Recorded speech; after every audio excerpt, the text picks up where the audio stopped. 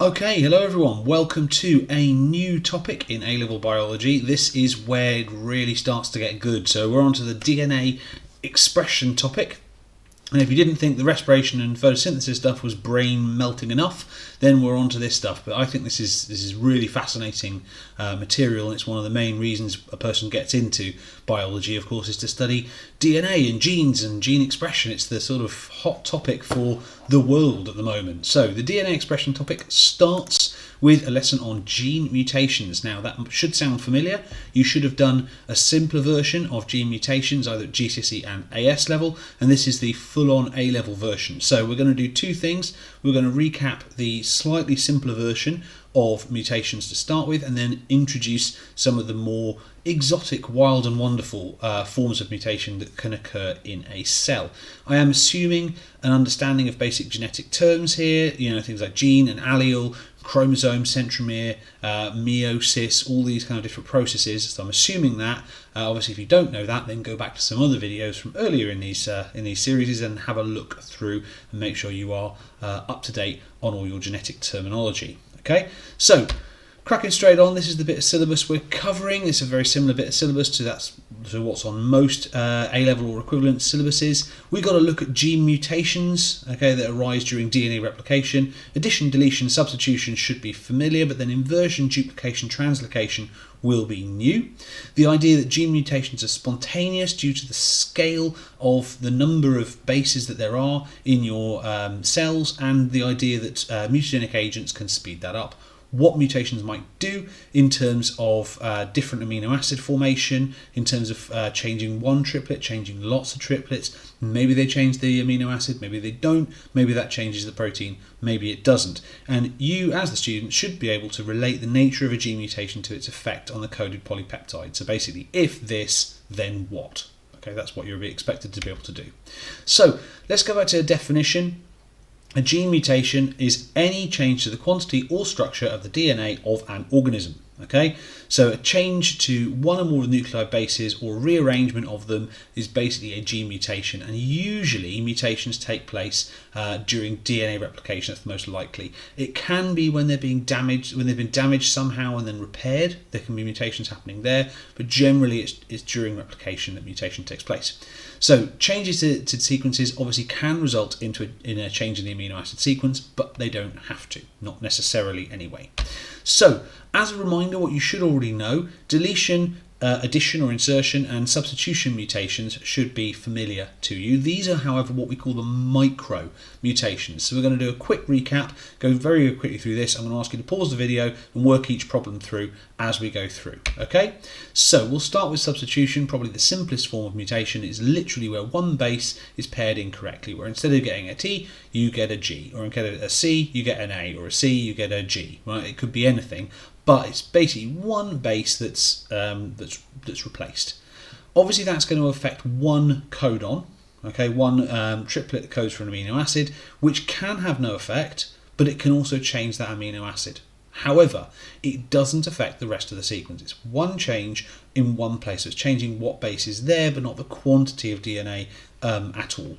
So therefore, it's happening at one point in one codon, so we call it a point mutation. Okay, so here's our example that I'm going to go through a number of times with different mutations. This is normal. So this sequence of DNA, let's say, is what it's supposed to be. So that DNA would obviously be transcribed into that RNA there, and then the RNA will be translated into protein. Now, I've put a link in the description to a copy of the genetic code, and what I'd like you to do now, pause the video and work out what protein, what order of amino acids should be produced from that sequence of DNA. So pause now and work that out.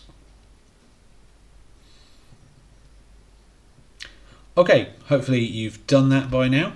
So AUG, as always, is the start signal. That's the first triplet that we get. Basically, methionine always at the first amino acid to be joined in, and then you should have got tyrosine, lysine, glutamate, proline, cysteine, alanine, glutamic acid, and then stop.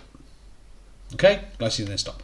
So that's what you should get, and for the remainder of these examples, that sequence is going to come up down at the bottom there.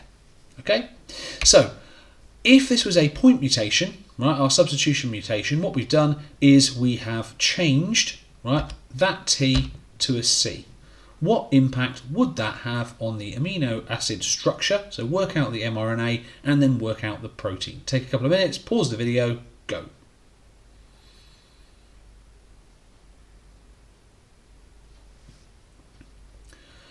Okay, good. So that's what we're aiming at, remember? What would happen is you'd get a G in that RNA there instead of an A in that RNA. You'd then get methionine, you get tyrosine. The change there should be lysine, but actually we've got arginine. And then, of course, as this is a point mutation, the rest would be the same. Okay? Nice and easy. So that is a point mutation. An example of this would be sickle cell anemia.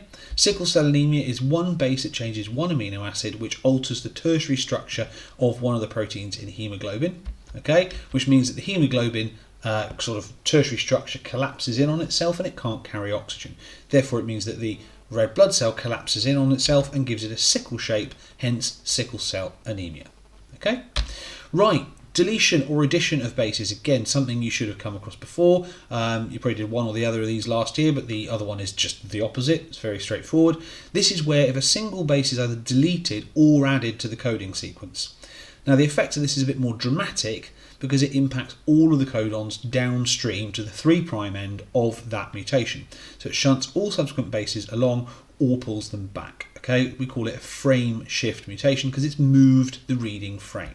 Okay, so in this instance here, there's our strand again. After the TTT, we've shoved in an extra C. So same again, take a couple of minutes, work out what would that do to the amino acid structure, what would the structure of the protein be.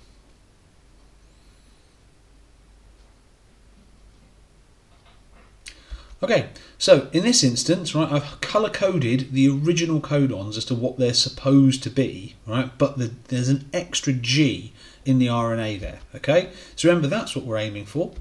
What we've actually got is the ribosome reading in that reading frame, okay? So that's why it's called a frame shift mutation. You can see everything from the G is shunted down one in this addition towards the 3' end. So in this case, the first three are fine, and then the rest, as you can see, are completely different to what they should be, ending in alanine and isoleucine rather than that stop codon. In this instance, your ribosome would probably run on into the tail of the RNA, producing an awful lot of your AAA amino acid, which is lysine. That's quite a common symptom, common sign that what you've got is a deletion or an addition mutation and you've busted up the stop codon. Okay, right.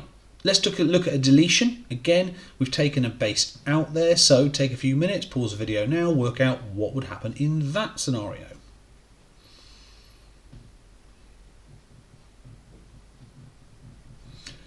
Okay, good. So remember, we're aiming for that.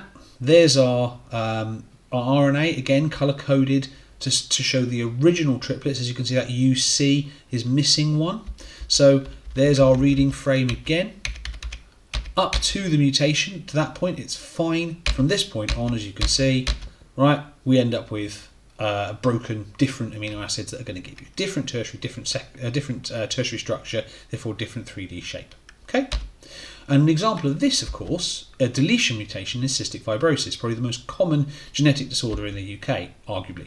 The deletion of one whole triplet, removing one whole amino acid. Okay, now if it's a deletion of a whole triplet, here's the question for you. Does it cause a frame shift or a point mutation? You may have covered this last year or in a previous course. Right? Think about what the logic there, if you've deleted an entire triplet, is going to be. Got an answer? Good. Well, the answer is that would technically count as a point mutation. Okay, because the idea here is that we haven't changed the reading frame. If we've deleted a whole triplet out, then the ribosome still reads all the rest of them exactly the same way. Okay, so the idea here, look, is we've got a point mutation which has changed a C to a C to a G. The rest of these are read exactly the same. So it's an abnormal but still broadly functional protein product. Here, look, if there's a deletion, then we get this truncated protein product that doesn't really work properly, and that leads to a truncated protein product that doesn't really work properly, and then that leads to all sorts of problems for whatever that protein was supposed to be doing. Okay, so yes, it is a deletion, but that deletion counts as a point mutation. Okay, and talking of cystic fibrosis is a little bit more about what that point mutation does. We understand cystic fibrosis pretty well, right? It's the gene, the so-called CFTR gene, okay, is here at chromosome 7, Q branch, locus 31 to 32. It's right there. Okay, that's its sort of chromosomal address, and this is the protein that it makes, and it's a chlorine channel that lets chlorine through. And as you can see, it's an active chlorine channel. Okay, so it codes for a membrane channel for transporting chloride ions, and that really does affect the lungs particularly. Now I'm going to explain why that is using a patented Mr. Gill fantastically realistic PowerPoint animation. So you might feel that you're inside a cell during this, and you might feel that you've been shrunk to the molecular level. Please don't fall off your chair. This is entirely animation. You won't believe it, but it is. Okay, so here we go. Look, there's our chlorine. Right, here's our phospholipid bilayer, and there's our channel. Okay, in normal scenarios, what you can get is you can get your chlorine moving through that channel nice and easily, and what you end up with is you end up with a nice equal balance of chlorine on either side. Okay, which means that there's no overall osmosis. Okay, bringing you back to AS level biology, which means you don't affect water potential. You're not drawing water in or drawing water out of the cell. Okay. However, if that CFTR protein is mutated, as you can see in here, that removal of that amino acid changes the tertiary structure, what you end up with, right, is the chlorine unable to pass through the channels. Okay. So what you end up with is a water potential gradient, purer water outside in the lungs and more heavily chlorinated water inside the cells. That's going to affect osmosis. That's going to draw water in, as you can see, and that leads to one of the main symptoms of cystic fibrosis, which is that the mucus in the pipework of the lungs and the gut, this affects as well, ends up thick, sticky and dehydrated, which is what causes the coughing symptoms and the digestive problems experienced by people with cystic fibrosis. Okay, now what symptoms are we talking about? Well, we've got thick, sticky mucus clogging up the lungs, which can cause breathing trouble and can be fatal. There's no cure for this, but you can treat the thick mucus using similar drugs to asthma to loosen up, to ease up the lungs, and steroid treatments, all that kind of stuff. But interestingly, it might be one of the first targets for gene therapy. We understand this gene very, very well. We understand what it does, where it is. We can manufacture this gene. We can look at it in the lab. We can make working proteins in cells in the lab. The problem is getting enough of those copies of the working gene into the patient. Okay, and there's a diagram here which you can pause the video and have a look at if you'd like to, as to one suggested way of potentially delivering the working gene into the cells of people with cystic fibrosis. And this might well be the first disease that we see widespread use of gene therapy to treat. Okay, right, moving on then. So that's someone's lungs with cystic fibrosis, as you can see, full of mucus, not a particularly pretty picture. And there's your physiotherapy to try and loosen up some of that lung mucus. So if you get a question, and again, this you should have covered before, on what is the effect of a change, any of these changes above, well, it could be that a change in DNA equals a change in the RNA equals a change in the amino acid. That would equal a change in the primary structure of the protein, and therefore a change in the tertiary structure of the protein, and lead to a non-functional protein which has a different shape. And all those things in red you would be expected to write in a long answer question on how a change in the DNA affects the protein. Okay, you'd be expected to spell it out in that detail. Okay. Right? Don't sort of go, change in DNA, mumble, change in protein. You will miss at least 4 marks in the middle of a long answer question. Okay? So that's what you would write. Now you should have done that already. But there is a very, very strong chance that the vast majority of mutations lead to no effect. And you might get the question, why do they lead to no effect? And the answer to that goes as follows. Well, possibly your mutation isn't in a gene, right? Possibly, even if it is in a gene, right, then it's actually in an intron, and that intron's going to be spliced out before translation happens. Okay, it might be, even if it is within an exon, a coding part of the DNA, it might be the third base of a triplet, and the code is degenerate. So you might change CCC to CCU, which would have no change to the amino acid.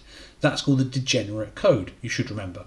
And also it might be that that amino acid doesn't have a particularly big role in the overall tertiary structure of the protein. It could just be scaffolding or a packing amino acid, and the amino acid it gets changed to does the job just as well.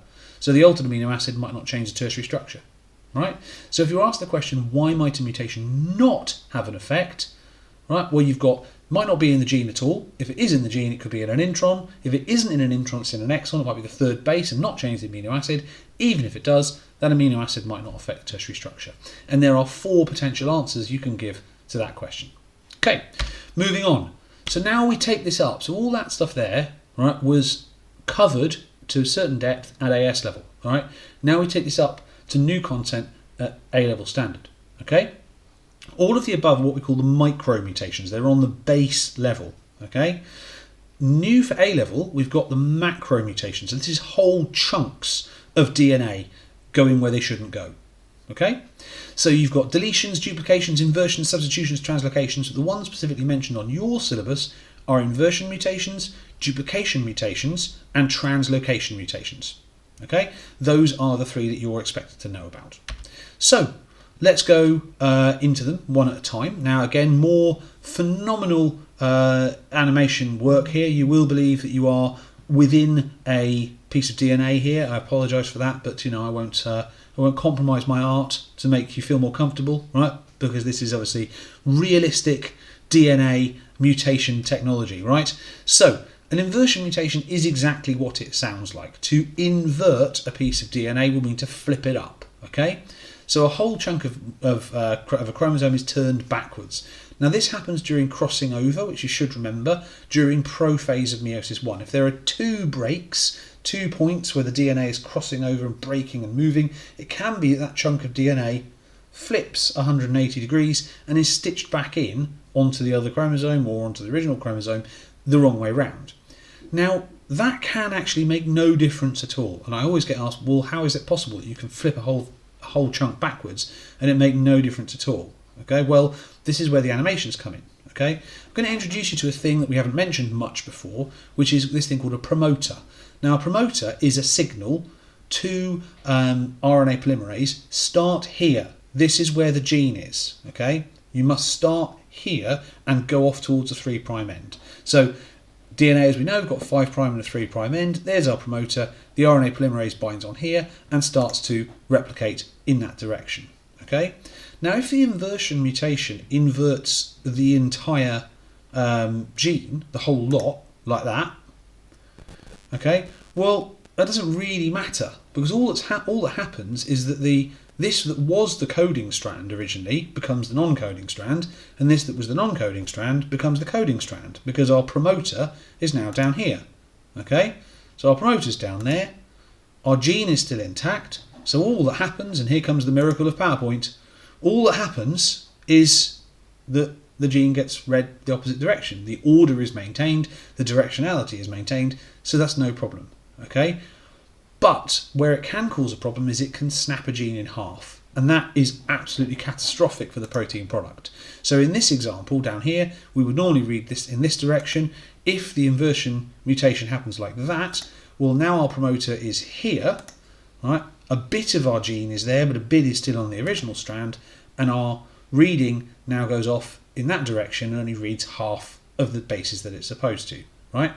Now, in a lot of these more dramatic mutations, we'll say, well, what disease does that cause? What does it? And the answer is, well, none, because that cell that underwent this mutation would never successfully fertilise or be fertilised by the other gamete. And if it was, it would never grow into an adult organism. Okay, so there's only so dramatic a mutation can be before it just prevents that cell from being viable. But there are a couple of mutations that we know are inversions that cause things called haemophilia A, the blood clotting disorder, and a thing called Hunter's syndrome. Now, haemophilia A, that's on the X chromosome, because that is a sex-linked disease, affects men more than women. And go back to your genetics topic if you want to know, go revise a bit more about that. Okay, so that's inversion mutations. Duplication mutations are again exactly what they sound like. They happen when bits of DNA are replicated more than they should be. Okay, there's a number of reasons this can happen. I think lagging strands, if you remember that back from AS level, you don't have to worry too much about why this happens, just that it does. Okay, now there can be regional. That's basically where a bit of a chromosome, as you can see here, is duplicated. Right, so that's what generates what's called tandem repeats, if there's many of them. Okay, and they can be very useful in genetics, in sort of tracing family origins, as you'll learn in the biotech unit. They can be, so it's regional, or they can be chromosomal, where a whole chromosome is replicated. Okay, usually that's as a result of what we call non-disjunction, where more chromosomes end up in one gamete than they should. Okay, and you should all know that that leads to Down syndrome. Right, the most famous examples of a chromosomal abnormality is Down syndrome. Very damaging, but survivable. Okay, in other chromosomal positions, those cells just wouldn't survive. Okay, so what can happen, of course, is that can amplify protein expression. So if you've got more copies of a particular gene, you might get more copies of the protein because you've got more copies of the instruction. Now, that can be a good thing, but a lot of things in biology are very, very finely balanced. So an overexpression of a protein can be very, very damaging. And there's thinking of a disease called Huntington's chorea, which is a neurodegenerative disease, where the more repeats you have of a particular triplet of DNA, the worse the overexpression of a protein is, and the worse your Huntington's is. Okay, so the earlier it comes on. However, they can give good fuel for evolution, because if you've got one gene, the original gene, working, and a mutation occurs in a duplication of that gene, well, it's not going to stop the original protein being produced, but what else gets produced might be great. So the globins are a good example of that. So we've got hemoglobin, but we've also got genes for fetal hemoglobin and myoglobin, right, that have come from duplications of that original globin gene that give us different proteins that carry oxygen, think back to AS level, in different conditions and different partial pressures and different locations in our body. Okay, so it can be good fuel for evolution, but also can be very damaging. So that's duplications. Then last one, translocation. Again, are exactly what they sound like. It's basically where a big old chunk of DNA moves from one chromosome to another. Okay, now there's different terms, reciprocal and balanced.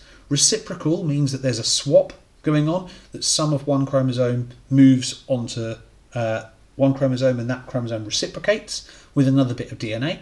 So there's reciprocal and there's non-reciprocal. Right? So either you've got a bit of DNA being swapped or just a chunk of DNA just moving to another chromosome, as you can see in the picture down at the bottom here. So this would be described as a reciprocal translocation mutation. This one here would be a non-reciprocal, right, where a chunk of chromosome 4 is just moved into chromosome 20. So what you've got there is what we would call a chromosome 20 derivative and a chromosome 4 derivative. And then there's balanced and unbalanced, and that's about a quantity of DNA. Is it the same amount of DNA that swaps back and forth, or is it a different amount of DNA? Okay, you can also end up with both centromeres on one chromosome derivative and none on the other, which makes replication very, very difficult. So the effect of this, again, depends on where the break is. Can be nothing, can be an interesting step in evolution, can be basically fatal to that particular cell. Okay, but clearly if you're moving bits of DNA from one chromosome to another, you are going to impact inheritance. Okay, and there are loads of examples you can look up and basically go off on your own research to find out about any specific questions you have. Then obviously do let me know and I'll try and answer them. Okay, so those are our new types of mutation. Here are our causes of mutation. So why do mutations happen? And this basically took a little bit of a back of the envelope calculation on my part just to illustrate this, because the number one reason mutations occur is scale. Okay, now scale, right? Basically, we're copying and reading and writing hundreds of millions, billions of bases a day. And to give you an idea of how many bases we're talking about here, in one cell of your body there are 10 to the 13, that's 10 with 13 zeros after it, cells in your body. Each one of those cells has got 3 trillion bases, that's 3 to the 9 bases, or base pairs per cell. Okay? So to get the amount of bases in you just multiply those two together, which I reckon should be 3 times 10 to the 23 bases per body. Now that's 3 with 23 zeros after it. Now at this point my brain just stops working and just goes big number, right? The question is how big that number is. So a bit of a sort of research and calculation got me to this fact, which is there are more base pairs in your body than there are the number of stars in the Milky Way squared. Okay, now think about that. The number of stars in the Milky Way multiplied by itself. There's 1 times 10 to the 11 stars, astronomers reckon, in the Milky Way. Right? And if you multiplied all those stars by themselves, you still wouldn't quite reach the number of base pairs in your cells, which is an incredible amount of base pairs. So you, in that respect, are greater than the Milky Way. Okay?